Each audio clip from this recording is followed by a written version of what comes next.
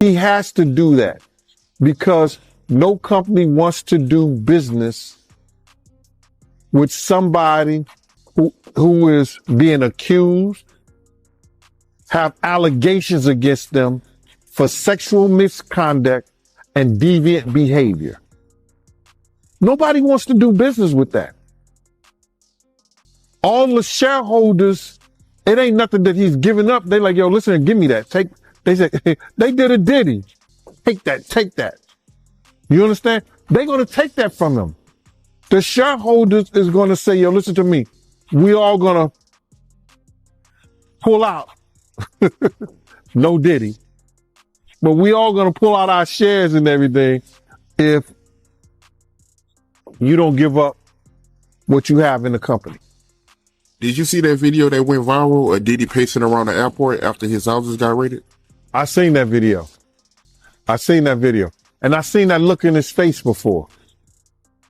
I seen that look in his face. You understand? When he was with the same gang and Mike Owens, aka Mike Cock, everybody could tell it.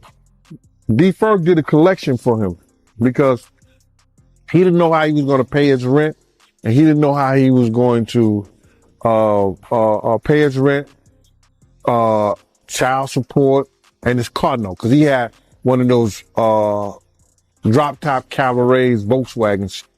So Mike gave $5,000. I wasn't giving him nothing. I'm just telling you right now. D was just collecting money for niggas. You know what I'm saying? Yo, man, we got to make sure, because he want to kill himself. He gonna kill himself.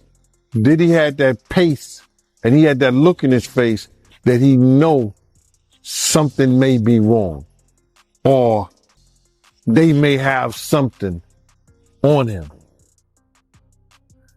Because they took things out of there. We may not have seen what they took, but they had bags and boxes of stuff that they took out of there. So he knows. He's getting a play-by-play of what's going on. And even back then, doing that City College, when he was fired from Uptown Records, he was making statements about doing himself. He had that same look in his face. Yeah, he looked worried, man. I'm not going to lie, for a split second, man, I felt bad for him. For a split second, but yeah. Like, everybody, I get all kind of hate mail, IGs, talking about that I'm trying to take a black man down. No. I went through every step you supposed to go through when you got a problem, you got a situation, you got an issue with a man. You understand? I get in contact with him. Went mutual friends. Let's sit down and talk. What you did to Wolf's mother wasn't right, bro. You don't talk to her like that. If Wolf was alive, he'd take your head off. You understand? Try to talk to him. People, when they start getting in this power, certain positions, have certain amount of money, they don't look back. Some of them don't look back and don't think they have to come back to the people that helped them get to those positions. You understand? I don't care what nobody say. You understand? If somebody helps you and use their ability and their talents to help you get in position and get to certain places and do certain things, you come back and you make sure things is all right. You don't disrespect people's mothers. You don't disrespect your friends that took their money to make sure you was all right when you was wrong, when you was messed up. You don't do that, brother. So by him doing the things that he did and taking the avenue that he took, he's suffering the consequences, and I don't feel bad for him at all. Because people was trying to talk to him. People was trying to tell him. You couldn't pull him by the coat and let him know anything. You understand? They messed up the game, brother. When he put that shit out with them, money, power, respect, it ain't never been like that. It ain't never been like that. You got your respect in the street that gave you your power, that brought you your money. Totally different thing. He let that money, power, and respect go to his head, but he had it ass backwards. So do I care what happened? Nah. He got enough money to buy his way out of this. So we think. So when you look at that video of him pacing around and he's looking worried, and you knowing him, do you think it's possible that he might commit suicide? When you're a narcissist, there's always a possibility because you're suffering. But I don't think that he can see himself in a cage. I don't think he can see himself behind those bars in those type of situations. It's too many real dudes that dislike him. But then again, there's a lot of real dudes that need help. And him being behind bars. The shocking news of Diddy's son being sentenced to life in prison has left the world in disbelief. A figure often associated with privilege and power, Diddy's son found himself on the wrong side of the law in a case that has gripped the nation. As courtroom doors closed and the judge delivered the life-altering sentence, the weight of the decision echoed far beyond the courtroom walls. What led to this dramatic turn in the life of someone who seemingly had it all? So we are covering this live hearing that is happening downtown in federal court in Manhattan regarding Sean Diddy Combs. There was a hearing, short hearing between the prosecution, the defense, and the judge regarding evidence, regarding discovery in this case, and it seems it's progressing its way towards a May 5th, 2025 trial date, but I'm not going to talk about it myself. I want to bring on Elizabeth Milner, who is actually in that courthouse for us. Elizabeth, so good to see you. So two things for you. A, if you could briefly describe what the scene looked like, and more specifically, what did you observe of Sean Combs, who was in that courtroom? And B, what happened in court? What were the big takeaways?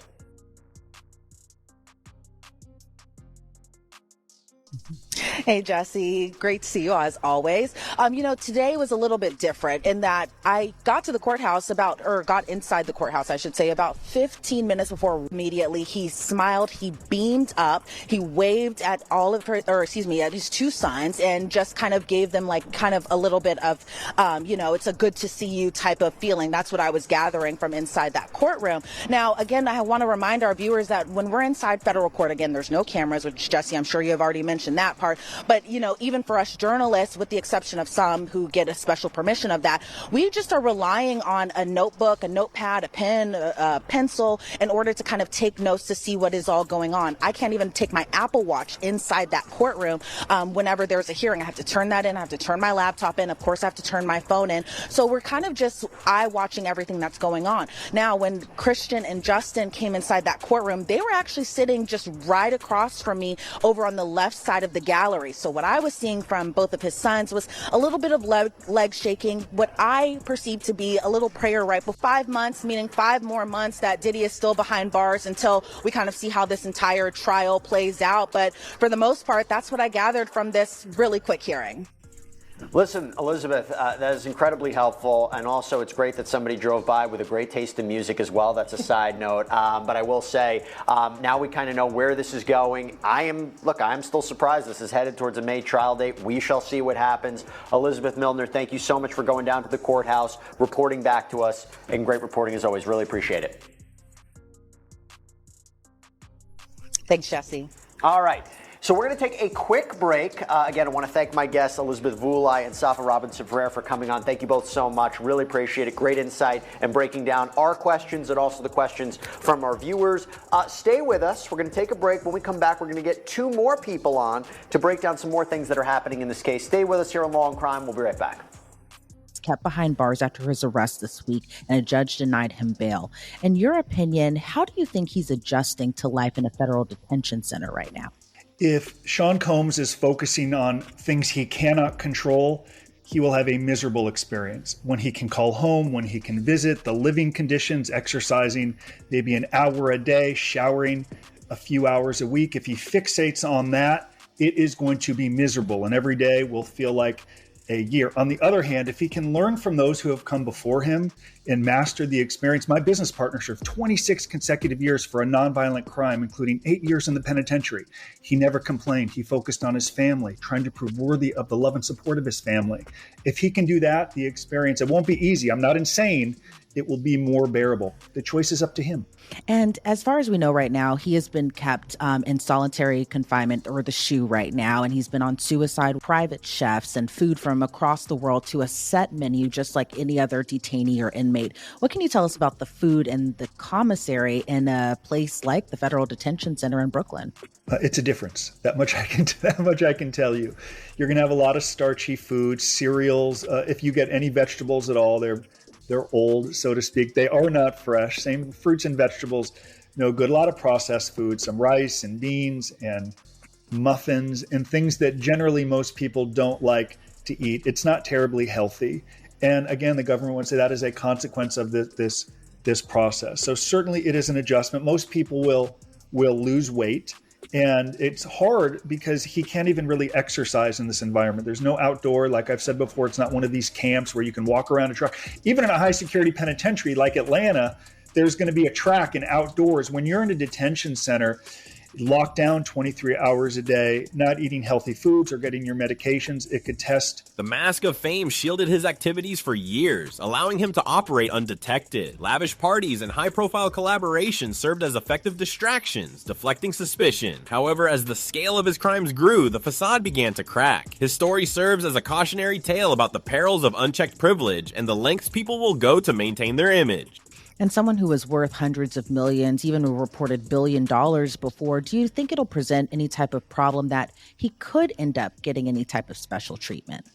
Certainly, there could be staff who admire him, sycophants who want to kiss up to him in predictable fashion because he's a celebrity. There will be some prisoners totally enamored by him. Some won't care. So you could expect at some point prisoners could offer, it could be drugs. We see iPhones that are very pervasive inside of these prisons. It's been a huge problem for the Federal Bureau of Prisons. So it's also going to ensure that he doesn't, Oscar Wilde said he could resist anything but temptation. If there's temptation presented to him and he gives in, what does that do? It could exacerbate his struggles because the government can say he can't even control himself in a lockdown environment. That's why he's not free, Your Honor. So temptations eventually will make its way to him, potentially from staff and prisoners. And if he cares most about his family and getting the best outcome possible.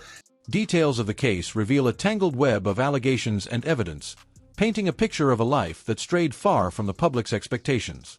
Prosecutors argued that Diddy's son was involved in a series of criminal activities, the severity of which left the jury with little choice but to hand down the harshest punishment. Family, friends, and fans were left reeling, struggling to reconcile the image of the charismatic young man they knew with the chilling accusations that had surfaced. Mentioned before, I'm sure Diddy and his defense attorney were both left stunned, knowing that he'll now have to prepare for his trial behind bars as he wasn't given bail. What can you tell us about a high-profile celebrity like Diddy now having to prep for trial in a federal detention center? I think it was the philosopher George Santayana that said, those who don't understand history are doomed to repeat it. So we have these high-profile celebrities, Elizabeth Holmes, Sam Bankman-Fried, Robert Menendez, who was convicted at trial, tried to blame the conviction or the conduct on his sick wife. So we have those who have come before us who continue to go down this path of blaming and excusing, never identifying with victims, or at least acknowledging they could have done anything wrong. And I would say, if that's what you want to do, cool. Own it and understand the consequences that follow. So there are probably enablers, lawyers, friends, and family telling him what he wants to hear at great expense. Though if convicted, he's the one that has to serve that lengthy federal prison sentence. He's the one that will endure that pain and regret of not having made better decisions, including decisions he could make. What's going on, Jamie? I don't know. There's a lot going on. A lot of rumors are flying. The rumors are that Diddy was running some kind of Epstein type deal where he was filming everybody, right? That's the rumors. Yeah, I don't know that there's any proof of it. Dude, when Homeland Security invades your house, You got problems. with dudes with guns and body armor. Someone said that they weren't there to take stuff. They were there to delete everything. Like the real people that were in there, you know. Oh, like that's the same funny. thing with Epstein. Oh, that's funny. Sometimes you have to tell Diddy no. Oh, man, bro. Yeah, it's crazy. Oh, man. Sean Diddy Combs' alleged list of accomplices to be revealed soon. The names will shock you, attorney says. Whoa. I think he's going to sing, hey. If I got invited to the white party, I'd have gone especially if you didn't know. Of course, no one knows. No one Right. knew. If And you then don't know, find you're just out. a celebrity, and you know, oh, Jennifer Lopez is going to be there. Oh, Rick That's what I'm Ross is saying. going to be there. Everyone's going to be there. And- That would be a cool place. I want to meet those people. Fact. There's just been a shocking revelation from federal authorities regarding a highly private and scandalous video involving none other than Jay-Z and Beyonce, reportedly taken during a wild party hosted by Diddy. Apparently, during a Homeland Security raid on Diddy's properties, some rather intriguing discoveries were made, including compromising footage featuring numerous beloved celebrities caught in scandalous situations. Speculation is rife that Diddy intentionally leaked this footage to authorities as a form of revenge against the Carters, allegedly due to their perceived lack of support during his legal battles. It seems he's on a mission to embarrass them at any cost. Adding fuel to the fire, an unsettling audio clip allegedly featuring Meek Mill and Diddy has surfaced, courtesy of Diddy's former bodyguard. Criminal defense attorney. So, Brian, what Matt was just talking about, these so-called freak-offs, these were no secret. So he'd been openly bragging about these wild parties. You know, there's like sex parties, and it looks like, you know, there were probably lots of other things going on there, too. But he was bragging about this for, what, a couple of decades. Watch. This is what you need to do. Women, beautiful women. We need alcohols. Right. Alcohols. Right. Not just one alcohol. Alcohols. Right. Just Plurals. different blend. You need Blends. the ladies, you need the booze. Right. Gotta keep them there. Right. You need locks on the doors. Okay, this is sounding kind of dangerous now. It's a little kinky, but yeah, you know. yeah. Brian, that was creepy, but what took the Fed so long to do something?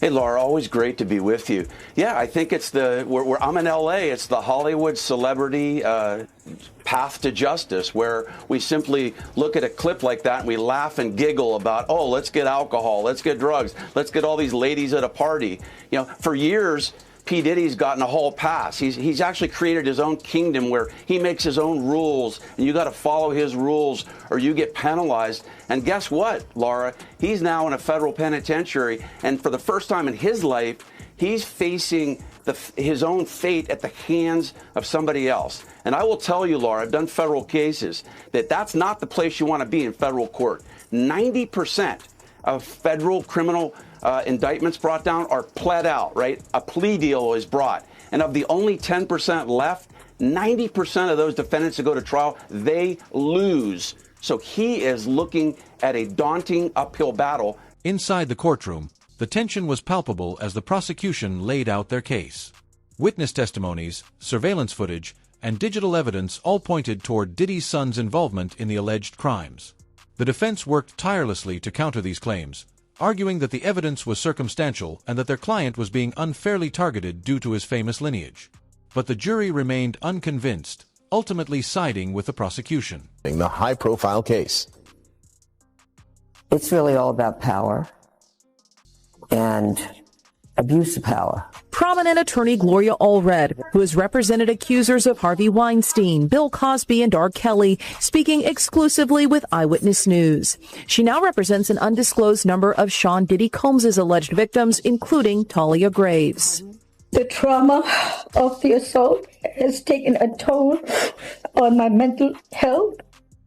Tonight's 2020 special, The Secret Life of Diddy, detailing Combs' fall as he faces individual and class action lawsuits and federal charges of racketeering conspiracy, forced sex trafficking, and prostitution. He's pleaded not guilty. His attorney saying prosecutors are seeking to criminalize sex that was consensual. Consent is a big issue, and it is the government's burden in a criminal case to prove any charge and all charges beyond a reasonable doubt. That's a very high burden to prove.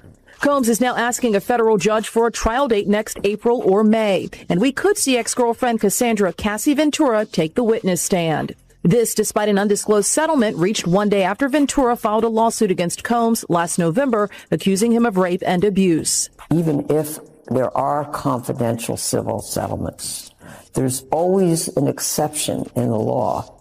They can still testify in a court of law if they are subpoenaed to do so. This bombshell surveillance video leaked in May showing a 2016 incident where Combs appears to assault Ventura, her friend Tiffany Red detailing alleged verbal abuse in the 2020 special. And as soon as he answered, what are you? So that was like my first time being like, something is wrong. Combs remains behind bars after 2 judges denied his request for bond, citing in part dangers of obstruction and witness tampering. Allred says it's a tactic we've seen before in high-profile cases. Sometimes there are criminal charges filed not only against the defendant, but also against the person who is his friend or supporter who does threaten a witness. And that was the case in the R. Kelly criminal case as well. In a third attempt to get out of jail and tell his trial, Combs is again offering a $50 million bond and promising strict home detention. His attorneys writing in a brief to a federal appeal court judge, quote, since... We're also going to talk about this manipulator in chief, this woman who many say, and she's been mentioned in some of these lawsuits, was one of the people really behind helping to allow this to keep going. And yes, Diddy will be appealing later this afternoon. We will be there with the updates to let you know if this new judge will let him out of jail. In the meanwhile, let's look at this place that he's in jail, this new home, this troubled Brooklyn place. Here's a picture. It's a high rise. It is not getting good reviews. I mean, not that it should, but you know, there should be basic human rights. And this place has faced intense scrutiny amid a spat of vicious inmates, you know, going after each other badly, complaints about dismal living conditions, including maggot-infested food, filthy cells, power outages. Apparently they go weeks without any sort of heat, which is, you know, not good, especially as the cold rears its head. These apparent conditions were brought to the spotlight during the trial of Maxwell. You know, I can't say the full thing, you know, the notorious Madame of Jeffy, when her attorney ripped the facility for the reprehensible and utterly inappropriate facilities. She complained about using the bathroom, which was an open sewer drain, rats running around, rotten maggot-infested food, freezing temperatures for roughly a week when an electrical fire caused all the light and heatings to go out in the building. Apparently, violence-plagued federal lockup made headlines when it was hit with the claims that the staff had allegedly covered up a knifing at one point. It holds pretrial detainees as well as those serving short federal sentences. It holds about 1,700 inmates. Yeah, look, it's not a good place, as multiple places reports are coming in explaining more about it. Yeah, let's see who else has been here. We had R. Kelly. So he's in good homes there. R. Kelly. He's it's also Michael Cohen was there. Fetty Rap, Alison Mack from that trial, Ghislaine, and now he is in there as he's waiting to see what will happen next. It's interesting. We got his location. I had a picture here. I don't want to show this, but yeah, Sean John Combs. I have his registration number. He's located there. This is in like the prison database. You can go find it. And it's interesting because he's in the SHU, the SHU, which apparently with John Witherspoon is telling us most likely for his own protection and also to keep him from like cutting deals, because you can get in there and cut other deals with prisoners in exchange for protection, extra food, commissary items, etc. Interesting insight from John there. I think it's spot on. They, you know, regardless if people want him to, you know, get shivved, he shouldn't right now. He shouldn't. Nobody should. He should be put in jail for the rest of his life. I'd much rather that outcome than have him get out quickly if he did all the things he did. Let's get to the truth of this first. But I want to talk about another part that's coming out as more people are spotlighting this woman right here. This one right here has been called I can't read the name. Sorry, I can't say certain keywords, but hopefully you understand why. I'm doing my best. Doing my best, chat. But Sean Diddy Combs once called his Combs Enterprise Chief of Staff, Christina Quran, his right hand. It's a Karam? It's Karam. Source close to the federal investigation believes she is more his manipulator in chief. If anybody is a gatekeeper, Christina would know everything, the source added. High-ranking supervisors were flagged in the 3-court federal indictment, charging Combs with all the things we've said. Yeah, Combs has pleaded not guilty of the charge, but remains in custody. He's now offering a $500 million bail, which was rejected. We'll see if he gets this appeal today. Karam has not been arrested or charged with any case. So does that mean she's working with the feds? Because if his right-hand man is actually sharing the secrets, well, he's even more in trouble, right? That's the done deal. Now, is she nervous? If she's implicated or caught doing this as well, they might give her a plea deal or less time in order to sell out Diddy. When you're really under the gun and the pressure's on, it happens. So I can't imagine Diddy's excited right now being behind bars, and probably part of the reason why he's promising no female visitors. Yeah, we'll come back to that in a second. But the supervisors facilitated these performances, the freak-offs, according to the indictment, stocking the hotel rooms with items, as we talked about. And they've gotten evidence from a lot of sources, recordings, text messages, and texts from Christina Coram, apparently. There she is again, his right-hand man. Woman. Interesting, right? How do you allow that to go down? I would love to hear from her. How does she justify all this behavior? Just the power, the control? How did she get in? She was the one who was actually seeing Diddy's issues and enabling them to then get her own control. Is that what was going off here? As long as she had that seat at the top of the table, she was okay doing it. I don't know. That's what I'm just wondering. I'm not alleging anything. We will see. She is not yet charged, but with these allegations coming in, this is interesting. So, is that her? Yeah. Okay. That's her too. I guess so. There she is. This looks more recent because they look upset there. Trying to figure out now what. So this woman could be a big key to figuring out what went down, unless she wants to take it all to the grave with her. Now, she did not return requests for comment. We'll see if she comes in. But yes, she was mentioned in Little Rod's suit. She knowingly, intentionally participated, perpetrated, assisted, supported, facilitated the venture, is what he alleges. And Coram required Combs' domestic employees, including the butler, chef, housekeepers, to carry a fanny pack with substances there, pink drug combination of things, and he could indulge his choice at any time. So she apparently, according to these rumors, would be there ready and willing to ensure he could have any substance, people, et cetera, et cetera. So if all true, a lovely individual. She's, I'm sure, very happy right now to be caught in this web. But that's where we stand. So far from this, this mansion that he was in, now he's in the raid. He's going to be in this high-rise security complex for, it could be a little while. We'll see if today he is able to get out. That'll be the big question, and we'll be there covering the updates as we get them coming in. Sadly, this is New York, so we won't get this televised. It's so frustrating. All we get is sketches. We can't even get photos. I don't understand how this is just. Free press, all these trials are public knowledge. We should be able to be in there to ensure that we're getting the facts.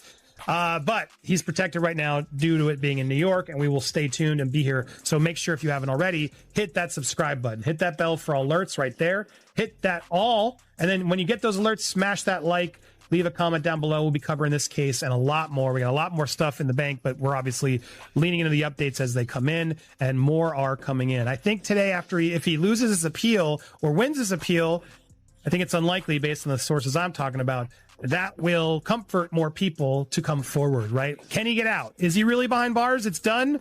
I'm seeing already some private threats. For Diddy, the trial has been an unimaginable ordeal. The man who built an empire from the ground up now finds himself watching his son's life unravel in the most public and painful way possible. Insiders close to the family have described Diddy as heartbroken, questioning how things could have gone so wrong. Despite his best efforts to shield his family from the pitfalls of fame, it seems the pressures of the spotlight played a role in his son's downfall. To try to get straight, guys, sucks. We've all heard of it. The P. Diddy quote is Jaguar Wright said this, an ex-employee of him. He goes, if you can get a man a Sookie, you can do anything. Because someone who has that kind of money, for her, $10 million, it sounds crazy to say this, but I believe that for Beyonce and Jay-Z, $10 million is not noticeable. It's not going to change their life at all. No, it change their life, but you still notice. I think they're billionaires, dude. Beyonce's got almost $1 billion. Yeah, and I think he has $1 billion as well. Interesting. I don't think they're going to notice. So that's not going to change your lifestyle. But it could get you out of your house to go do a thing that puts you in the news. Does that entertain none of this nonsense and nothing over the phone? I'm going to need you to get rid of all the leftover pizza boxes. The what? All the boxes left over from the pizza. All the boxes. Okay. Make sure you recycle the plastic, like we talked about. Yeah. Did Jay reach out yet? Nah, Bob. He ghosting. What the f*** is this motherfucker doing? He's sweet now, because I'm in here. It's all good. You about to get out on bail. No. Hey, yo, check this out. Need you to reach out to the producer. Let these motherfuckers know there's a release date for that new Netflix movie. Alright, Pop. It's crazy right now. Everybody out there quiet as a motherfucker, Yeah. Yeah, exactly. We gonna let them have their little fun, but I'm still gonna have the last laugh. What about all these lawsuits, though, Pop? Ain't none of them getting shit. I ain't worth nothing. Ain't got shit in my name anyway. Don't even worry about it. Bunch of money hungry. Staggering years-long fall from grace for the man once known as hip-hop's wealthiest mogul. His business empire estimated at $1 billion by Forbes just 2 years ago. Now held without bond in a Brooklyn jail cell at the center of lawsuits, raids on his home, and now a scathing federal indictment. So how did one of the world's richest and most well-known rappers, known for a lifestyle of excess with yachts, private jets, sports cars, fur coats, and women, end up trading in his $50 million Miami mansion for a prison jumpsuit and a bunk with crypto fraudster Sam Bankman-Fried? It was one of those women coming forward with explosive allegations who brought it all crashing down.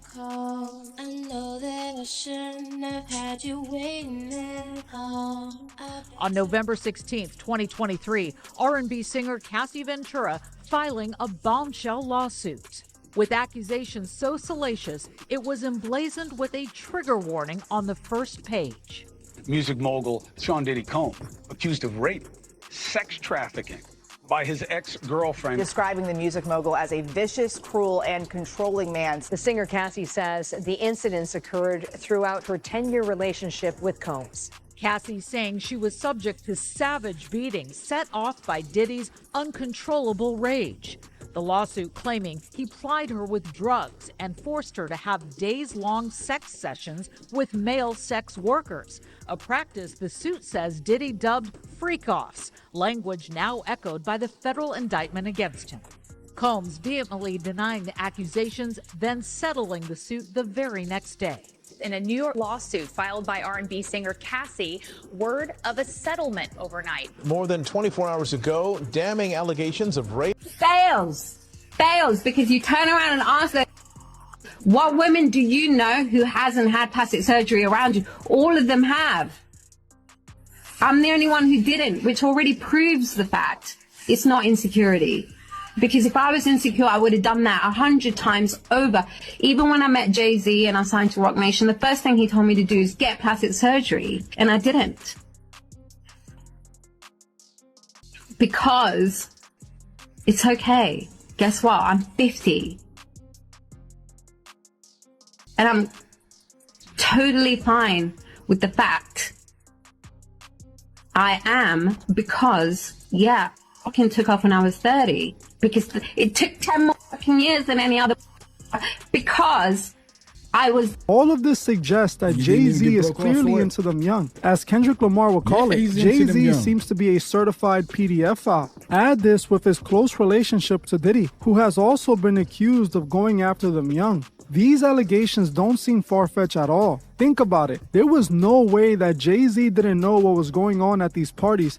That's what I'm saying. Look at them. Look at them two right there. We've got some breaking news to get to. A civil lawsuit has been filed against Jay-Z, saying the rapper raped a 13-year-old girl back in 2000.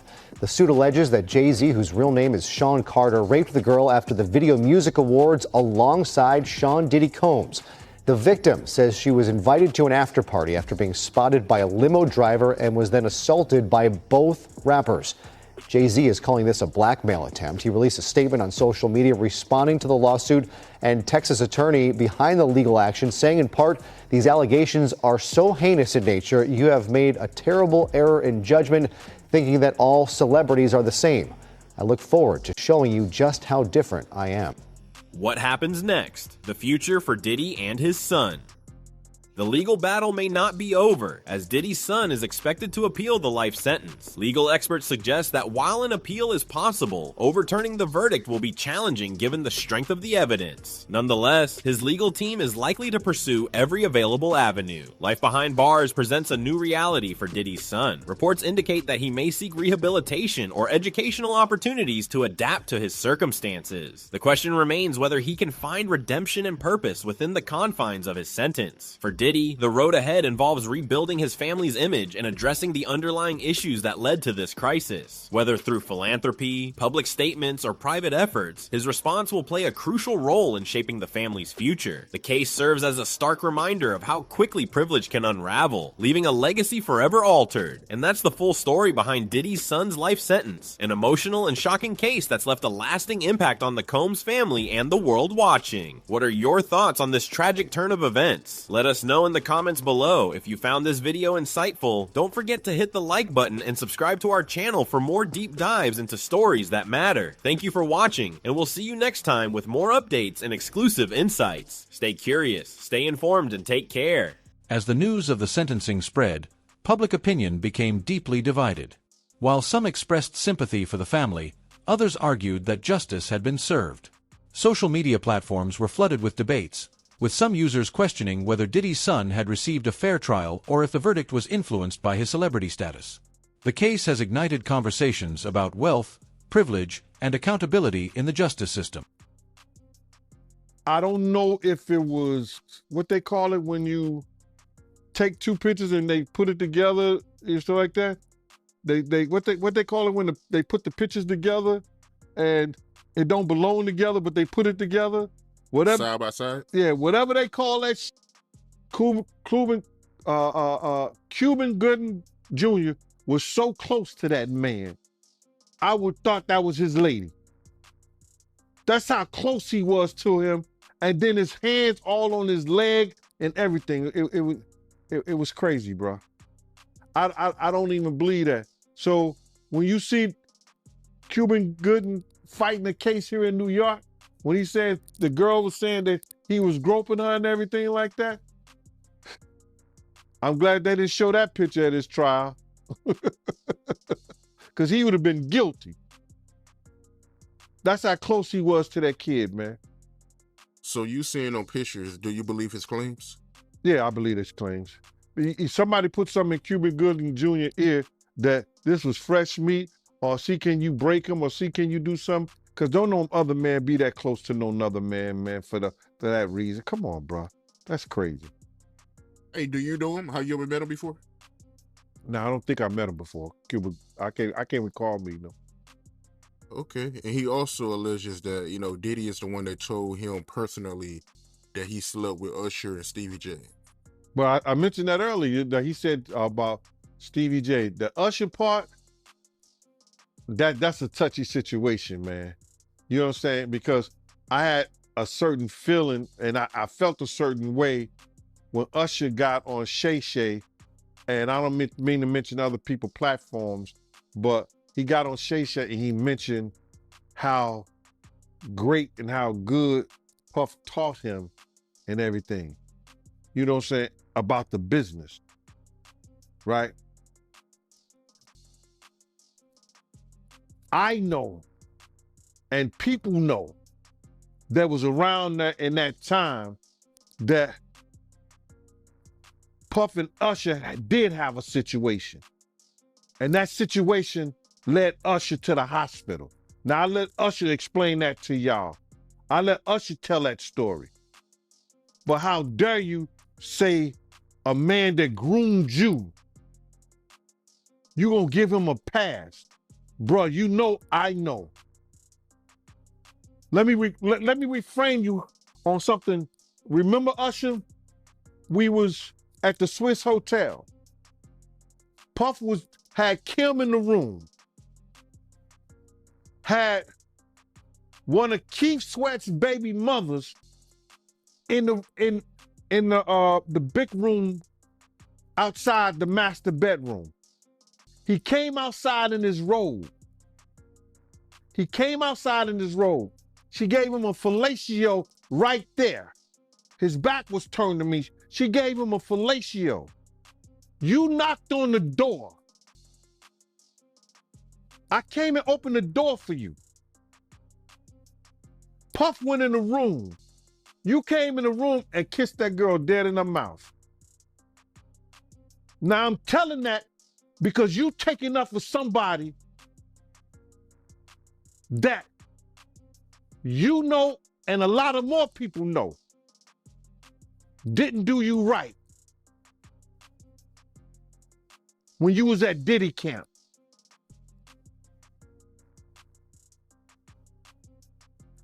Y'all put it together.